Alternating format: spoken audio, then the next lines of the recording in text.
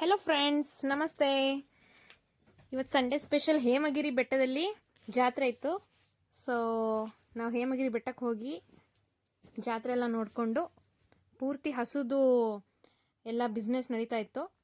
ಸುಮಾರು ಹಸುಗಳಿತ್ತು. ಸೊ ಅದರಲ್ಲಿ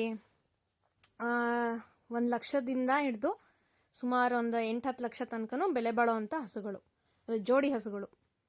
ಆಮೇಲೆ ರೈತರಿಗೆ ಬೇಕಾದಂಥ ಪ್ರತಿಯೊಂದು ಸಾಮಾನು, ನೇಗಿಲು ಇರ್ಬೋದು, ಆಮೇಲೆ ಹಸು ಕಟ್ಟೋ ದಾರ, ಪ್ರತಿಯೊಂದು, ಆಮೇಲೆ ಹಸುಗೆ ಫುಡ್ಡು ತುಂಬ ಚೆನ್ನಾಗಿತ್ತು. ಸೊ ಎಲ್ಲನೂ ಹೊಸ ಅನುಭವ ಇತ್ತು. ಸೊ ಹಳ್ಳಿ ವ್ಯೂ ಪೂರ್ತಿ ಕಂಪ್ಲೀಟ್ ಆಗಿತ್ತು. ಎಕ್ಸ್ಪೆಷಲಿ ಅಲ್ಲಿ ಟೆಂಪಲ್ಲು ಮತ್ತು ಅಲ್ಲಿದ್ದು ವ್ಯೂಸ್ ಸಖತ್ತಾಗಿತ್ತು. ನೀವು ಒಂದ್ಸತಿ ಹೋಗಿ ಟ್ರೈ ಮಾಡಿ. ನೀವು ನೋಡಿ, ಸುಮಾರು ಹಸುಗಳು ತಳಿ ಇದೆ ಇಲ್ಲಿ.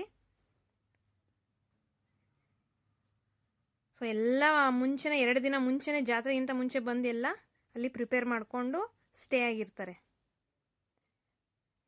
ಇವನ್ ನಾಳೆ ಹೋದರೂ ಸಹ ನೀವು ನೋಡ್ಬೋದು. ಇವತ್ತು ಇದ್ದಿದ್ದು ಜಾತ್ರೆ, ಬಟ್ ನಾಳೆನೂ ಇರುತ್ತೆ ಅದೆಲ್ಲ.